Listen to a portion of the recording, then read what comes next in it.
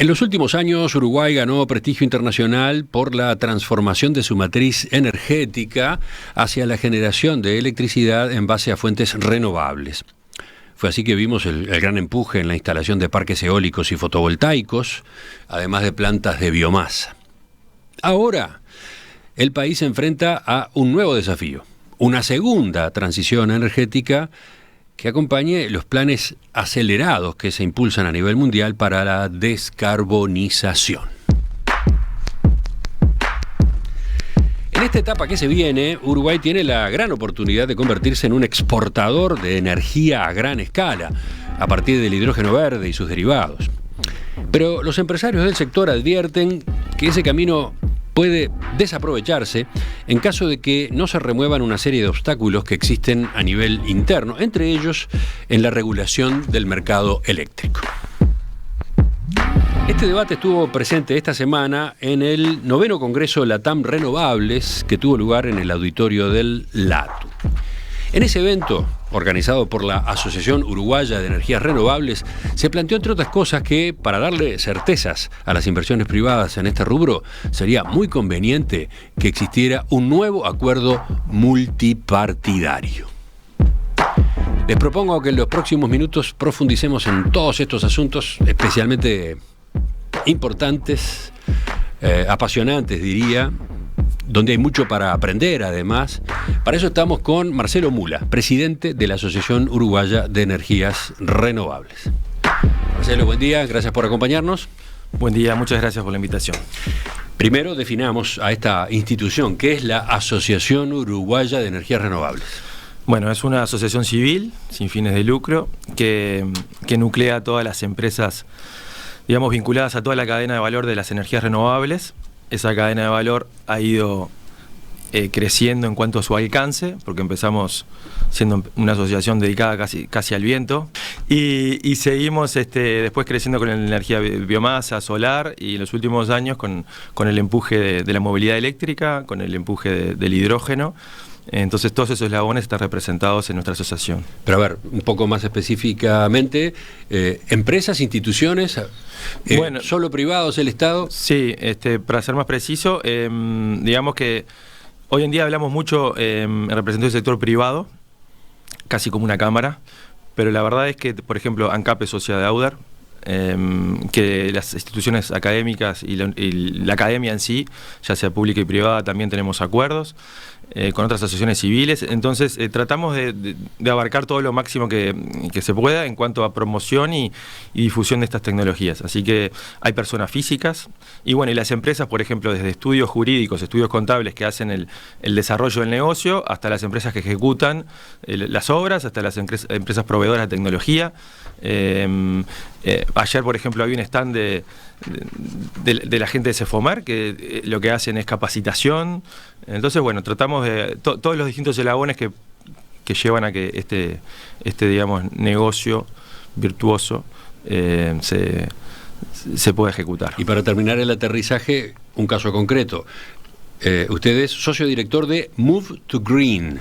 ¿Qué es esta empresa en particular? Bueno, Move to Green es una empresa del sector que nos dedicamos a suministrar parques solares fotovoltaicos, ya sea a nivel domiciliario, a nivel comercial e industrial. Bueno, ese tipo de empresas estamos nucleadas justamente en esta asociación. Así que no solamente las grandes cosas, sino también cosas chicas. El tema de movilidad eléctrica, de Move to Green también estamos dando soluciones cuando te compras un auto eléctrico, puedes instalar los cargadores, soluciones de ese tipo. Uh-huh. Bueno, otra cosa que me parece bueno situar antes de ir a las discusiones de estos días. ¿Cuál es la situación al día de hoy en cuanto a la matriz energética de Uruguay? Bueno, como ustedes saben, Uruguay desde el año 2008 empezó un proceso que terminó por el año 2017 y reconvirtió su matriz eléctrica con una base fuerte de renovables. Interesante esto, que ayer nos preguntaban cómo era, desde el año 2017 que no se instala nueva potencia renovable, así que esta transición, la primera etapa de la transición terminó el año 2017-2018 con la última incorporación de parques solares. Uh-huh. Así que desde ese año, digamos, ya habíamos logrado cambiar nuestra matriz eléctrica y pasar de una matriz que dependía, no sé si se acuerdan, en el año 2008 cuando empezó todo este tema, de que si llovía o no llovía, la probabilidad de apagones que podíamos tener y el costo tan elevado que tenía el país para poder comprar el petróleo, aparte en esos momentos que era demandado en todo el mundo. Eso se cambió. En este momento lo que estamos es justamente lo que vamos a hablar, es empezando la segunda transición o transformación energética, enfocados básicamente a poder seguir suministrando energía renovable para esta matriz eléctrica que sigue creciendo, con nuevos emprendimientos que están llegando y el crecimiento de nuestra demanda, pero a su vez empezando a sustituir el uso de los combustibles de la matriz primaria, ¿tá? El transporte, es decir, los que son de petróleo y derivados. Y esa es la gran virtud en este momento de las energías renovables, que tienen un nuevo segundo uso, no solo para la matriz eléctrica. Bien, pero yendo a la generación de energía eléctrica en particular, ¿cómo es la capacidad instalada? Bueno, ¿Cómo está distribuida esa capacidad entre las distintas fuentes? ¿Hay algún cuadro que tenemos por allí que podemos poner en pantalla? No sé si es una buena referencia, veremos. Pero porcentajes, a ver. Sí, Uruguay tiene la histórica represas, las 4 represas que tienen para la energía hidroeléctrica, que eso pasa a ser la batería de Uruguay, lo que se despacha permanentemente es el sol y el viento, es decir, la energía eólica y la energía solar. En un año... Acá tenemos, por ejemplo, ese cuadro. En cuanto a potencia instalada por fuentes, la hidroeléctrica representa el 31%. Sí, eso es en potencia instalada, ¿no? Ahí está, potencia instalada, año pasado, esto es el año 2022, ¿no? Exacto. Después tenés energía solar un 6%, energía eólica, como dice ahí, el 31%, y después tenemos un gran componente también de respaldo fósil en cuanto a las centrales térmicas, el ciclo combinado. Que está quedando en 24%. Sí, pero eso es importante, eso es la potencia instalada. Exacto. Después el uso que se le da a esas llaves que se prenden y se apagan depende básicamente de las circunstancias del clima, básicamente, porque hoy en día nuestra matriz depende de si hay viento, si hay sol, y eso es lo interesante de todo este proceso, que Uruguay justo ayer se exponía en estos temas y había gente de varios países y realmente quedaban asombrados cómo Uruguay pudo encontrar una forma, un modelo para poder hacer que esto funcione, ¿no? Porque sí, hemos llegado a abastecer la demanda prácticamente solo en base a fuentes renovables. Eso ha cambiado últimamente en los meses más cercanos debido a la sequía, que ha obligado a su vez ha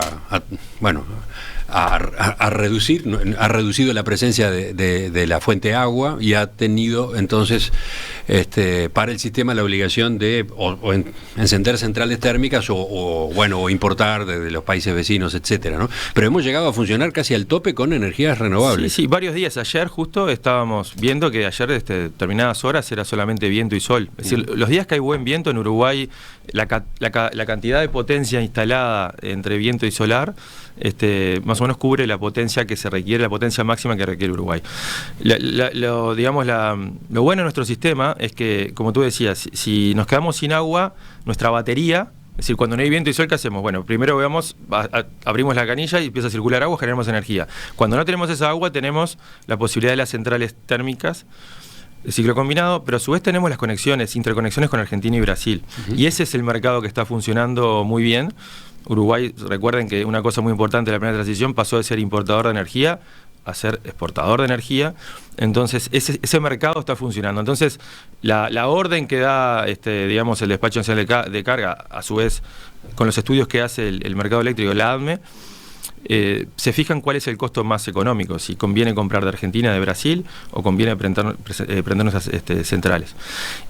Lo interesante es que todo eso funciona y fuimos precursores. No hay en otros países un sistema así. Ayer preguntaban y justamente una de las presentaciones fue decir cómo se había podido hacer que esto funcione. Porque una de las grandes virtudes del sistema es que no había antecedentes. Entonces, hoy en día podemos usar las represas realmente como una batería. Y si no hay agua o cuesta más cara usar ese agua, podemos intercambiar con Brasil y con Argentina. Y si no, prender las centrales de ciclo combinado. Bueno, en este congreso, en el 9º Congreso LATAM Renovables, se enfocó la discusión, se enfocó los paneles, se enfocó las intervenciones, las ponencias, en los desafíos y oportunidades de la segunda transición energética. Expliquemos de qué se trata, ¿no? Algo ya dijimos, pero vamos al concepto. Bueno, la segunda transición energética, básicamente, para que se entienda, tratamos de, de cambiar el combustible que mueve el mundo, pero de la matriz primaria. En una casa nosotros tenemos la electricidad, como en un país, pero también tenemos el gas para la cocina, el auto que tenemos que usar para movernos. Entonces, esta segunda transformación, no solamente en Uruguay es realmente la segunda transformación, pero ya cambiamos la primera matriz. Pero en el mundo se están conviviendo la primera y la segunda. Es decir, están tratando todavía de cambiar la matriz eléctrica y el mundo comienza a sustituir el uso del petróleo, del gas, sobre todo para el transporte, para la industria, con estos nuevos combustibles. Entonces, esa es la segunda transformación. O sea, acá avanzamos y completamos, entre comillas, la transformación de la matriz eléctrica. Y vamos a esta otra transición en otros rubros, ¿no? Exactamente. Eso es lo que se llama segunda transformación energética. Bien. Ustedes señalaron la necesidad de que esta etapa que viene ahora se recorra con un acuerdo multipartidario, que sea similar al que permitió la primera transición. ¿Por qué? ¿Por qué están con este tema? Uruguay, cuando hicimos la primera transición energética, si tú me preguntás a mí cuál fue el diferencial, o no el diferencial, sino cuál fue el sustento y lo que hizo posible, diría que en el primer lugar, sin duda, está aquel acuerdo multipartidario que se empezó a gestar en el 2008 y se rubricó en el 2010. ¿Por qué? Porque después que se definió esa política a largo plazo en temas de energía, que surge de acuerdos entre los ingenieros de cada partido, es decir, eran temas técnicos. Durante todo el periodo 2010 al 2017 hubo que hacer decretos, leyes, promociones. Entonces para el gobierno de turno es mucho más fácil tener un acuerdo paraguas que le permita tomar decisiones rápidas. Y eso realmente sucedió. Y en este momento estamos en esa misma etapa, como estábamos en el 2008, empezando a ver temas que implican cambios, ¿no? Porque son nuevas necesidades. Entonces, nosotros vemos que eso sería clave para justamente después facilitar la política de Estado para el que esté, no importa el partido que esté. ¿Importa también a los efectos de la imagen del país hacia afuera? Bueno, eso sin duda, pero no solo como imagen, sino como un diferencial a la hora de atraer inversiones. Justamente en el Congreso que estuvo el presidente en la apertura, dijo una frase que totalmente la comparto, que digamos la política de Estado en estos temas, él hablaba en particular de una foto de los expresidentes en otro tema, pero decía, ese tipo de cosas cotizan bolsa. La foto del presidente actual acompañado de expresidentes, por ejemplo, el expresidente José Mujica y el expresidente Julio María Sanguinetti, o también, claro, el expresidente Lacalle Herrera, participando juntos en determinadas ocasiones. Esa es la foto que esa es la foto, y que en temas energéticos, esto se mueve con financiamientos, ¿no? de los multilaterales o los grandes fondos de inversión. Cuando ven que un país, los líderes políticos, están de acuerdo en ir por un camino y estas inversiones son muy a largo plazo, capaz de estar 20 o 30 años operativas, es mucho más sencillo decir, bueno, este país realmente me da cierta certeza en ese rumbo. Y lo otro que es muy importante, que tú decís, lo cómo nos vende afuera y el marketing, como yo digo, esto no lo puede hacer cualquier otro país, es un diferencial. Si tú pensás en los países de la región, ya Chile, que era un ejemplo hasta hace poco, ya ni ellos pueden hacer eso. Entonces, para nosotros nos sale natural y realmente es una fortaleza. Entonces nosotros lo vemos como algo necesario. ¿Y por qué hoy no existe? Porque si ustedes lo están pidiendo, porque no existe. ¿Dónde está habiendo? ¿En qué no ven firme el compromiso en todo el espectro político para avanzar en esta materia? Está en el ambiente el acuerdo. Sí. Nosotros creo que cuando vos vas a pedir yo siempre veo lo mismo, ¿no? Esto es clave cuando pedís el dinero en el banco y el banco te lo da para financiar estos proyectos. Vos no podés ir así, no, está en el ambiente que hay un acuerdo. Vos necesitas una hojita que diga, y hay una política de Estado hasta el 2030 aprobada. Lo que pasa es que ya pasaron 13 años y no se hablaba de estos nuevos combustibles. Bueno, ahí voy, ¿no? Está, por ejemplo, todo el capítulo hidrógeno verde. Ese es nuevo, entre comillas. Exacto. Entonces nosotros percibimos que, de hecho, hay rondas hay rondas que se están haciendo en el Parlamento, que se hicieron, me consta, por el ministerio, los técnicos del Ministerio de Industria, Energía y Minería, contándole qué es la hoja de ruta, y hubo consenso. Lo que nosotros decimos, y es un poco nuestra función, es, está bárbaro, tratemos de darnos un plazo.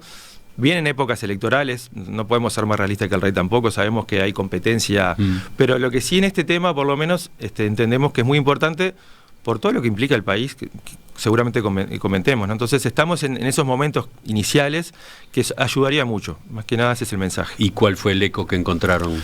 Y bueno, por el lado del gobierno ya están trabajando, como te decía, y por el lado de la oposición también, están todos como alineados. Lo que pasa es que, claro, se están definiendo también los referentes, digamos, para lo que puede ser una futura campaña en los temas energéticos. Entonces, hay temas que se están definiendo. Entendemos que no va a haber problema. Yo, como comentaba, no es un tema de que vaya a salir o no, sino el tema de los tiempos. ¿Y cuándo debería haber un acuerdo multipartidario? Y si tú me preguntás, para mí sería ayer. Bueno, sí, David. Pero siendo realistas, ¿cuándo? ¿Este año? ¿Principio del año que viene? Y bueno, no sé, dependerá mucho de cómo evoluciona. Yo creo que, a ver, como objetivo, si tú me preguntás a mí personalmente, diría que quede acordadas las bases durante la campaña y que antes que asuma el próximo gobierno, ya con las aguas más calmas, se rubrique, que fue lo mismo que pasó en el anterior acuerdo, ¿no? En el 2008 se empezó a trabajar, en los últimos 2 años, después que en aquel momento ganó, bueno, fue el año que ganó Mujica. Yo me acuerdo que ese verano, antes de que él asumiera, se juntaron, hubo verano para muchos de los técnicos de los partidos políticos, los ingenieros, y ahí se hizo el detalle, pero ya se venía trabajando en un documento, así que quizás es un modelo a replicar. Preguntas de oyentes. ¿Este Congreso evaluó la energía nuclear como una energía limpia? Pregunta uno. Otro. Energías renovables, buen rubro para invertir. ¿Por qué no se habilitan más opciones para que el pequeño ahorrista coloque allí? En fin, vamos a ir por estos lados y con las inquietudes que desde el sector privado se plantean. Venimos ya a la segunda parte de la entrevista con Marcelo Mula, presidente de la Asociación Uruguaya de Energías Renovables. En las últimas décadas, Uruguay se destacó en el mundo por la transformación de su matriz energética, en particular la eléctrica, hacia la generación en base a fuentes renovables. Bueno, ahora llega una segunda transición energética que acompañe los planes acelerados que en el mundo se están dando hacia la descarbonización. ¿Qué oportunidades tiene nuestro país? ¿Qué requisitos están pendientes para aprovechar esas posibilidades? Estamos conversando esta mañana en Perspectiva con Marcelo Mula, ingeniero industrial mecánico, socio director de Move to Green y presidente de la Asociación Uruguaya de Energías Renovables, para conocer qué dejó este congreso, este 9º Congreso LATAM Renovables que tuvo lugar esta semana. Ingeniero Mula, en esta segunda transición energética el gobierno está haciendo una apuesta muy fuerte al hidrógeno verde, ¿no? O sea, el hidrógeno producido a partir de agua y electricidad de origen renovable. Acá en el Congreso se presentaron las iniciativas más grandes que están en preparación, la de la multinacional HIF Global para Paysandú, la de la alemana Enertrack en Tambores, departamento de Tacuarembó. Entonces, primero y brevemente, ¿cómo observan la estrategia que se está siguiendo a nivel oficial? Bien, la acompañamos de cerca, hemos estado desde el momento inicial en la promoción, y sí, en este congreso lo que hicieron fue presentar en sociedad, por ejemplo, HIF, HIF, por primera vez el proyecto, y sí, son empresas muy grandes, están anunciando inversiones muy grandes. HIF está hablando de 4.000 millones, de los cuales la mitad es para generar nueva energía renovable, y bueno, Enertrack es un poco menor. Pero sí, son inversiones que serían de las mayores inversiones privadas en la historia del país. Pero bueno, en general, el camino que está siguiendo el gobierno, ¿qué evaluación tiene de parte de ustedes? Entendemos que es correcta en cuanto a la promoción y difusión de las oportunidades. Se definió una hoja de ruta. Nosotros lo que estamos es acompañando, apoyando lo que podamos y tratando también de ser nexo entre el sector que nos dice necesitamos esto y bueno, y informar, y participamos de las mesas de discusiones activamente, digamos. Ahora, por ejemplo, también se enfatizó el acuerdo, el memorándum de entendimiento firmado ahora, este mes, entre Uruguay y la Unión Europea en materia de cooperación de energías renovables, eficiencia energética e hidrógeno verde. Con él se busca facilitar la concreción de inversiones europeas en ese rubro acá. ¿Qué implica para ustedes? Bueno, ese tipo de acuerdos, este es el segundo, el tercero. En primero fue con Rotterdam, que fue el puerto de Rotterdam que disparó toda la hoja de ruta de Uruguay a través de una consultora que se contrató. Segundo fue con el gobierno alemán, una cooperación energética, y ahora con la Comunidad Europea.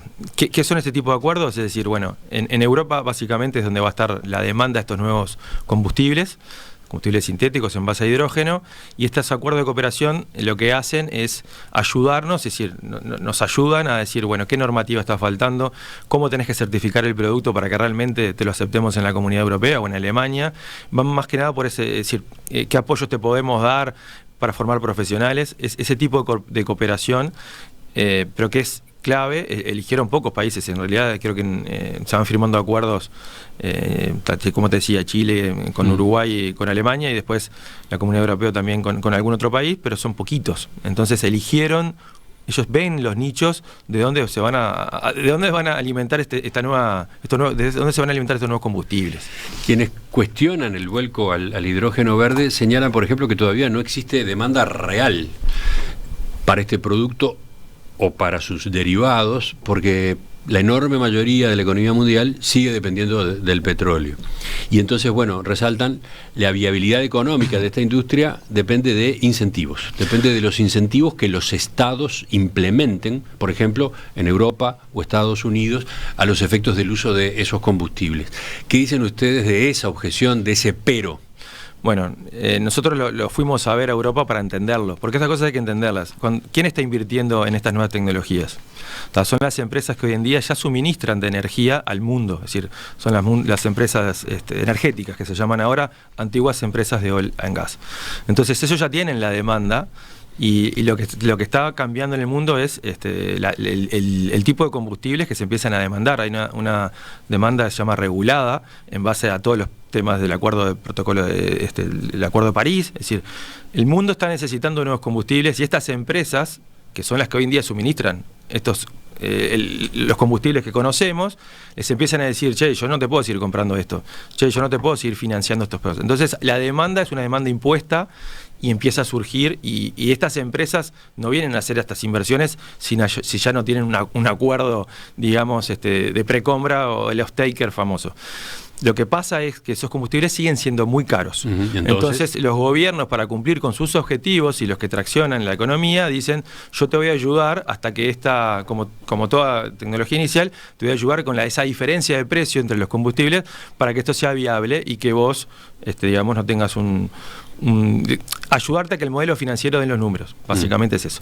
Entonces las ayudas van por ese lado, y es pero como toda tecnología cuando empezó, ¿no? Entonces estamos en la primera ola. Entonces nosotros estamos viviendo los avances tecnológicos, regulatorios.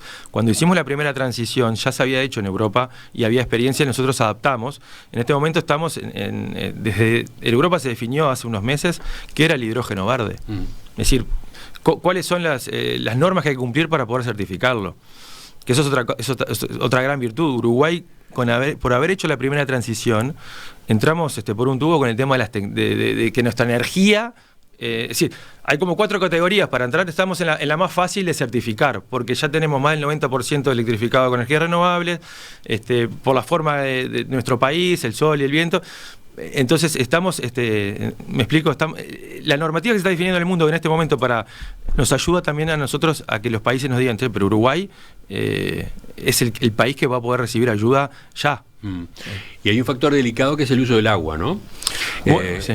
Lo discutieron en este congreso esta semana. Hay un cuestionamiento o una sospecha o una preocupación que recibe la industria del hidrógeno verde, que es cuánta agua se consume, de qué origen es esa agua, bueno, y si se paga o no se paga por ella.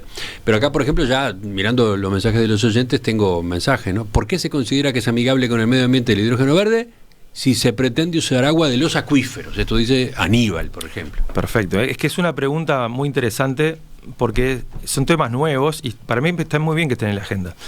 Yo les voy a contar, en el Congreso, por ejemplo, estos días, que fueron 2 días, una de las mesas nosotros propusimos que estuviera la academia, es decir, había gente del Instituto de Fluidos de la Facultad de Ingeniería, del INFIA, de DINAGUA, de los que dan la habilitación para estos proyectos, digamos, y el privado que dice cuánto era el recurso.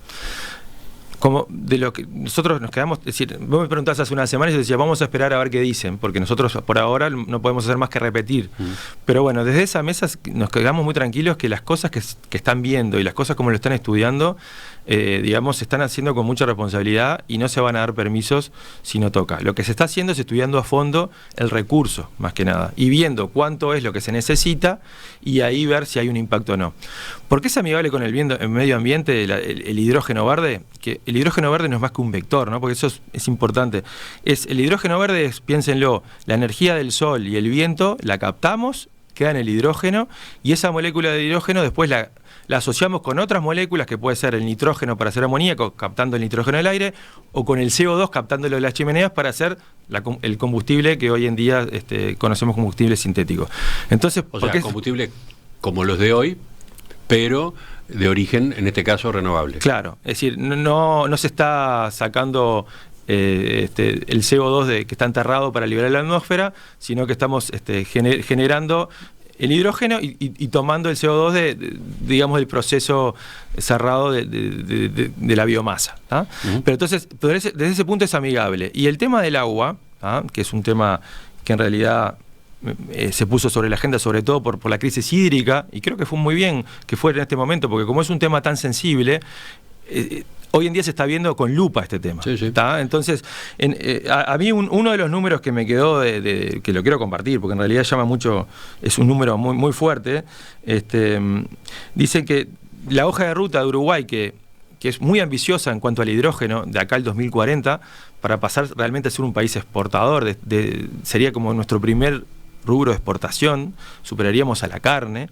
Es impresionante eso, ¿no? Es un giro increíble, ¿no? Y que lo que estamos haciendo es exportar básicamente de nuestro sol y viento, y bueno, el agua que se va a consumir, habla que sería solamente el 0,8% del agua habilitada para el uso del riego hoy, sería lo que se usaría para hacer toda la reconversión, toda la implementación del hidrógeno verde, y creo que era el 4% habilitada para el consumo industrial. Es decir, estamos hablando de que es como cualquier otra industria, requiere agua. Hay proyectos que el agua la toman de los ríos, y también hay números por ahí, la parte del caudal del río que toman es pero ínfimo. No. Entonces uno empieza a ver esos números y dice, bueno, bajemos la pelota. El tema del acuífero, cuando hay que hacer un pozo, porque no toda el agua que se va a usar, de hecho el proyecto más grande anunciado hasta ahora, el de HIF, toma agua del río Uruguay, sí, en fracciones mínimas. Es agua que si no corre, no es que es agua. Lo otro que hay es, aparte del agua, hay como un tema de decir, che, pero ¿no será que de Europa otra vez nos están neocolonizando y vienen y se llevan nuestra agua?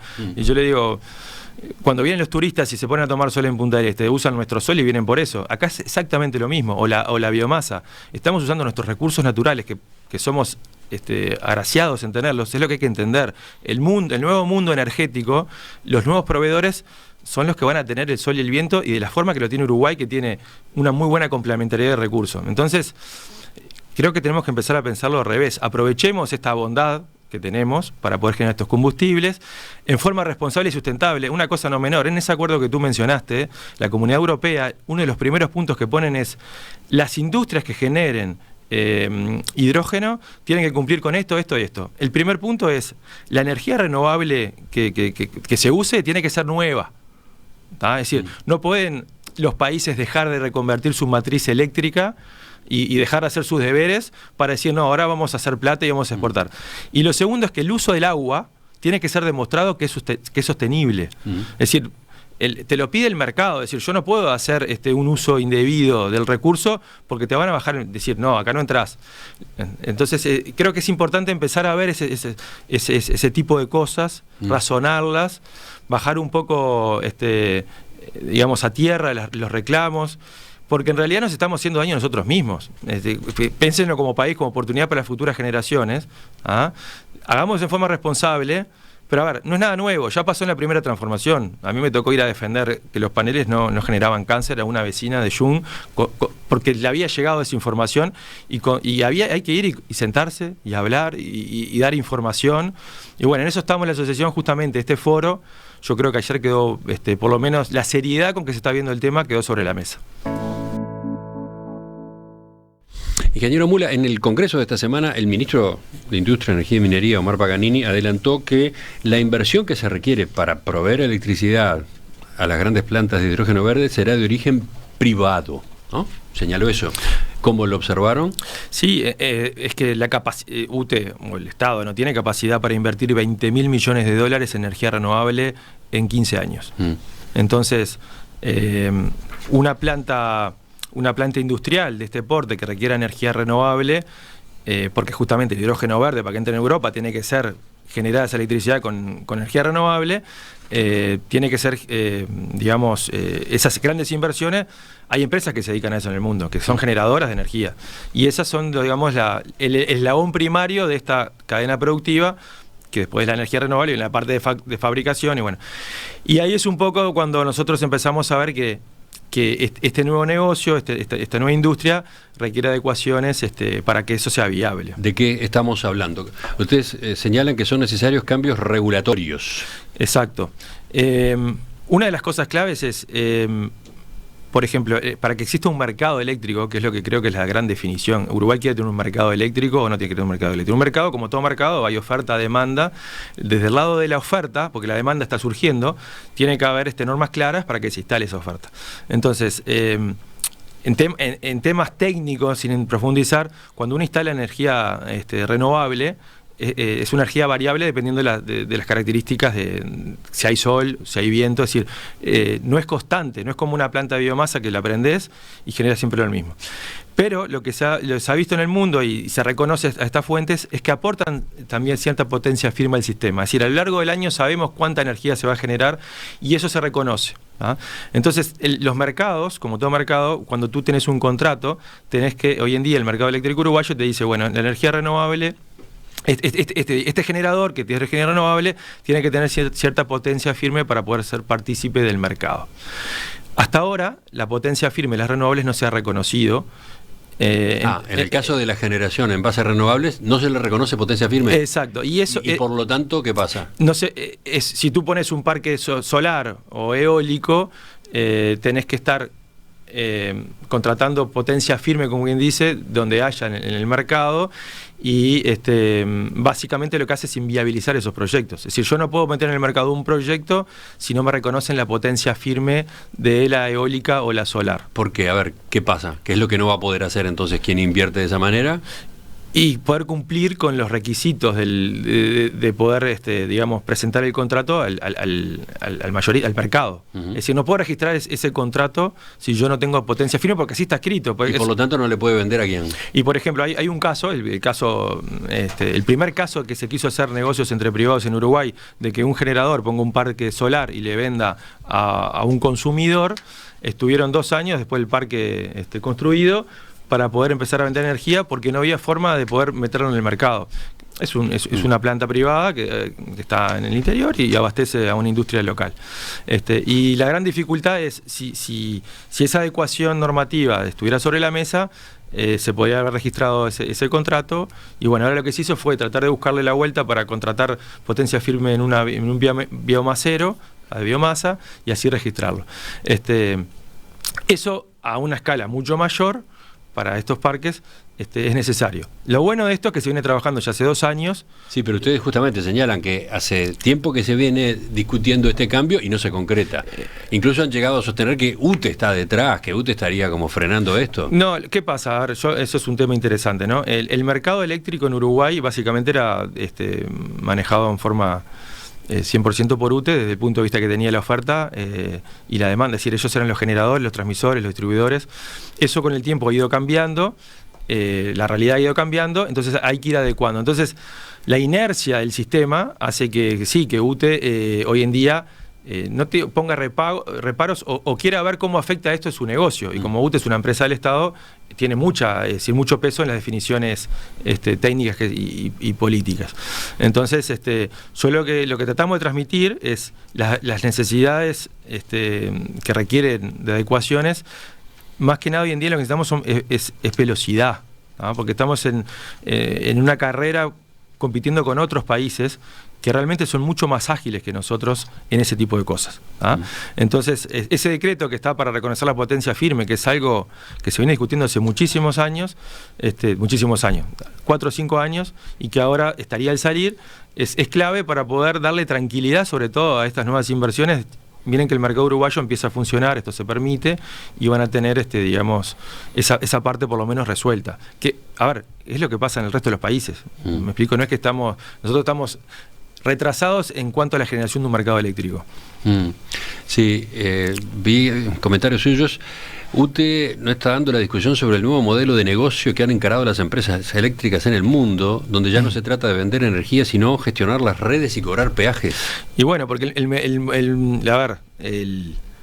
dos temas. El modelo de negocio de las distribuidoras y las empresas eléctricas, cuando la generación de energía se empieza a hacer en las casas de cada uno, o cuando las industrias empiezan a poner su propia energía, lo que se necesita que exista es la interconexión entre esas cargas o esas demandas, oferta, y el negocio hoy en día de las distribuidoras es mantener las líneas, cobrar peajes, y la energía viene de donde venga, pueden ser de ellos o no. Yo a lo que voy también, esa inercia y ese ser una empresa, digamos, en la distribución con un monopolio natural, hace que los nuevos modelos de negocio, por lo menos hasta nosotros sabemos, seguramente haya algún comité estudiando estos temas, pero no lo vemos con la presencia que entendemos que tiene que tener, ¿tá?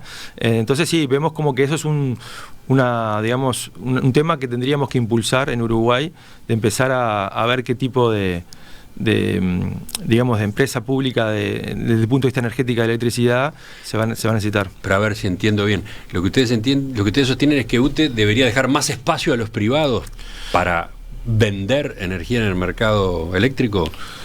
Sí, adecuar, el tema tarifario en Uruguay, como la tarifa, está energizada, parte de las inversiones que tienen que hacer las distribuidoras están metidos en la parte de energía de la tarifa. Y eso es un gran debe de que se está empezando a tratar de acomodar, ¿tá?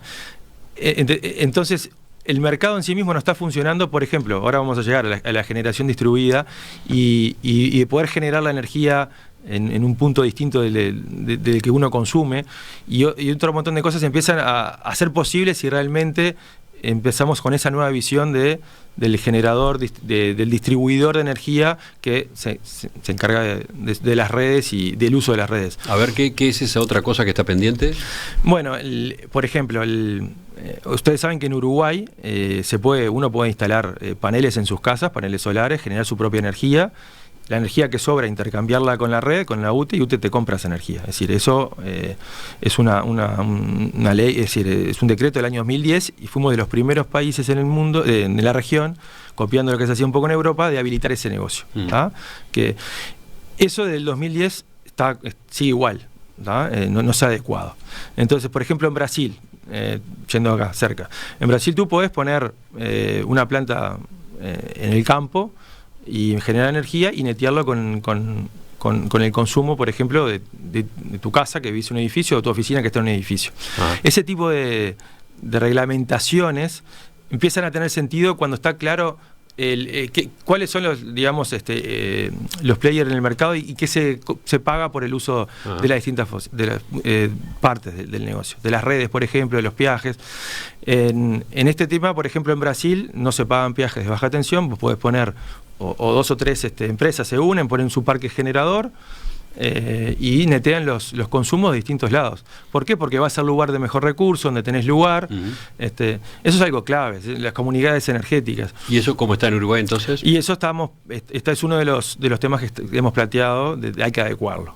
Hay que adecuarlo porque Uruguay estábamos muy bien en energías renovables, en los números macro, grandes, pero cuando empezás a ver la generación distribuida, esto de que uno se genere su energía o las empresas, estamos de mitad de tabla para abajo en Latinoamérica.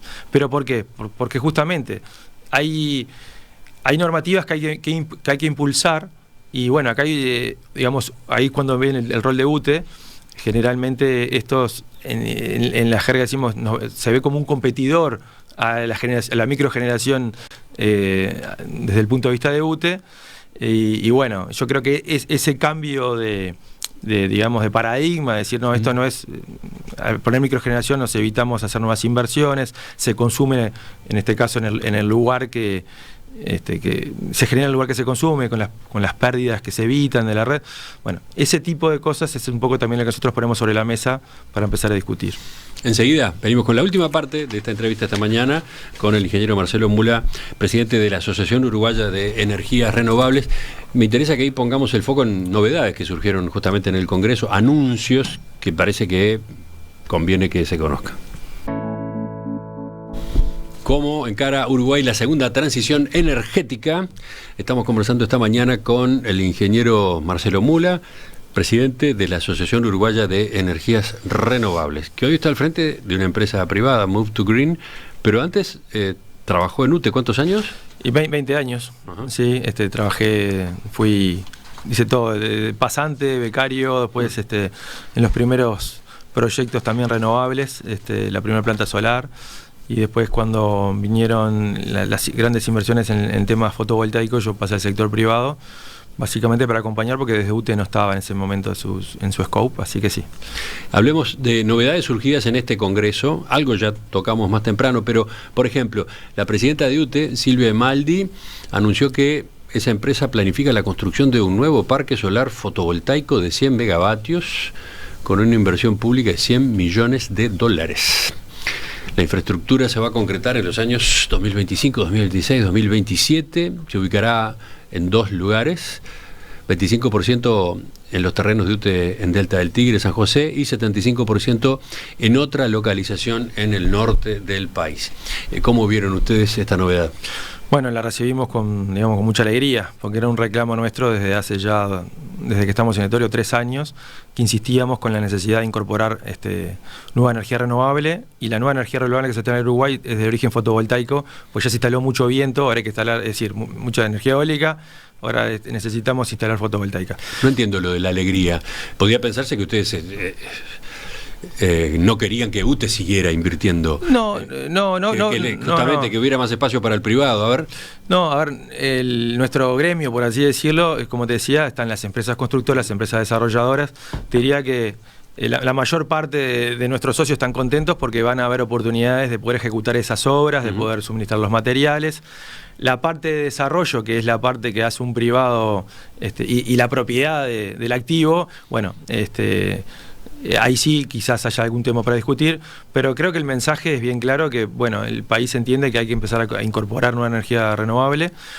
En este caso anunciaron 100 mega, que digamos que en realidad es muy poco para nosotros. Nosotros entendemos que son 100 mega por año a partir de ya del 2025, 2024, pero creo que es un anuncio como, bueno, vamos a empezar, van a ampliar el proyecto que tienen en Punta del Tigre.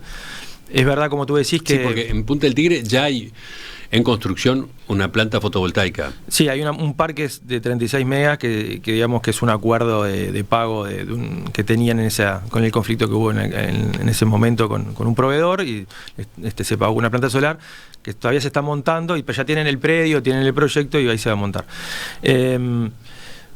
Digamos, si es mucho, es poco, es una señal y la bien recibimos. Yo creo que también hay que poner en contexto lo difícil a veces en la toma de estas decisiones, ¿no? Porque ¿de qué depende instalar nueva potencia? De que haya nueva demanda.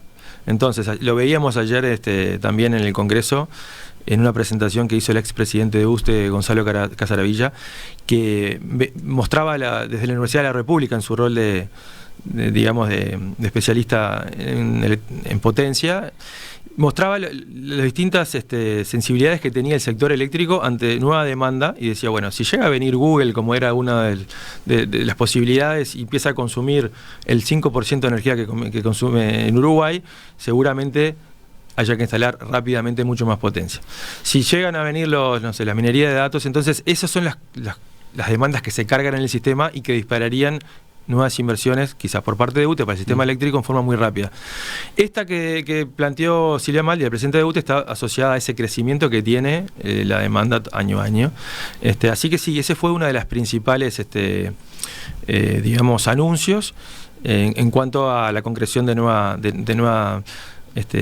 tecnología, nueva fuente de generación, con la particularidad que UTE va a ser propietario de esos parques. ¿Sí? La OPP le actualizó $100 millones para gastar en esto de acá al 2026. Lo otro importante es que estos proyectos no se hacen de un día para otro. Entonces, si queremos instalar nueva potencia en el 2027, ya deberíamos estar pensando en sacar las licitaciones, porque lleva un año hacer el proyecto, los estudios, la adjudicación. Entonces, a eso es lo que nosotros... Ahora, yo creo que fue como que el puntapié inicial, y no tengo duda que en breve estaremos incorporando, o habrá nuevos anuncios. Otra pata de esta segunda transformación es la reconversión de la flota de transporte público hacia unidades que funcionen con energías renovables. En esta materia también hubo anuncios. Sí, lo mencionó el presidente de la República y después el ministro Paganini.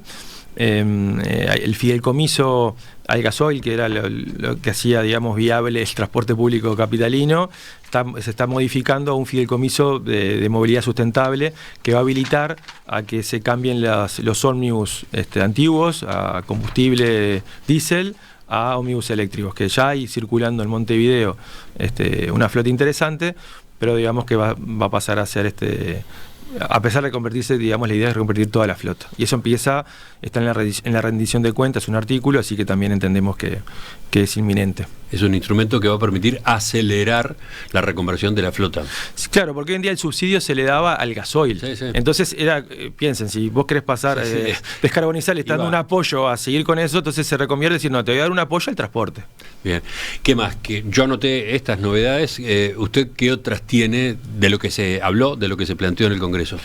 Bueno, el tema de la movilidad eléctrica, que ya lo mencionaste, se empiezan a ver cada vez más autos eléctricos, muchas veces para las flotas de las empresas. En agosto terminaba los beneficios de la COMAP, asociados a una empresa que tiene renta, puede usar parte de esa renta para cambiar la flota, y eso se terminaba, y lo anunciaron también que se prorroga, es decir, a partir se da continuidad, y eso fue una muy buena señal para seguir con este impulso que como toda nueva tecnología requiere. Bueno, comentamos también lo de la potencia firme del decreto, creo que eso fue una cosa también para recalcar. Que sale ahora, sale dentro de unos días. Sí, y déjame ver, bueno, me llamó, tú mencionabas que se contaron, se describieron un poco los proyectos de hidrógeno verde, los que tú mencionabas, se le suma también el proyecto de la ANI, es decir, habían 3 proyectos importantes. Se hizo una presentación de Salto Grande. Salto Grande está haciendo una inversión muy grande para reconvertir todo lo que es las turbinas y todo lo que es la central hidroeléctrica. Y bueno, ayer anunciaron que en ese proyecto está digamos, incorporando la generación también de un piloto de generación de hidrógeno para... eso no estaba en el radar. No estaba en el radar, y lo anunciaron ayer. Creo que es un anuncio muy interesante. Es ese hidrógeno para usar en flota, ¿tá? En camiones. Igual que digamos el proyecto de la ANI, que va también, se genera hidrógeno, porque el hidrógeno tiene varios usos, ¿no? El hidrógeno del proyecto de la ANI, que anunció Salto Grande, es generar hidrógeno, y ese hidrógeno se carga en camiones, ¿tá? Y ese camión, que es eléctrico, del hidrógeno se hace el proceso inverso, se genera electricidad y mueven flota pesada. Por lo que anunciaron es una planta similar a los proyectos que anunciaron de ANI, de ese tamaño, de 4 a 5 megas de electrolizadores para mover flota de camiones. Creo que también está UTE en algún convenio. Fue un anuncio, la verdad, que interesante, porque se suma un nuevo proyecto. Los otros proyectos de hidrógeno, como son básicamente para exportación, lo que se hace es tratar de buscar un medio, porque el hidrógeno es un gas, que hay que comprimirlo, enfriarlo, un medio que sea más fácil de transportar, y por eso es que ya se le hace un proceso adicional, se captura el CO2, se hace una gasolina y se exporta, ¿tá? Para que entiendan también un poco los diferentes usos del hidrógeno. El hidrógeno es un gas, pero que tiene distintas vías de uso y de salida, ¿no? Es un buen momento para terminar esta entrevista, porque da la pauta de todo lo que tenemos que ir aprendiendo, ¿no? De todo lo que aparece en la información, en la terminología, en esto que llamamos segunda transición energética. Hay cantidad de temas para profundizar, para desmenuzar. Así que bueno, por hoy cerramos acá, pero la puerta queda abierta, ¿no? Sí, bueno, muchas gracias por el espacio, porque yo creo que es muy importante que todas estas consultas que surgen, digamos, con las dudas lógicas que tiene de la gente, que se expongan y que nosotros, los que estamos de este lado del mostrador, los expertos en el tema, podamos empezar a transmitir. Así que muchas gracias por el espacio. Hemos conversado esta mañana con Marcelo Mula, presidente de la Asociación Uruguaya de Energías Renovables.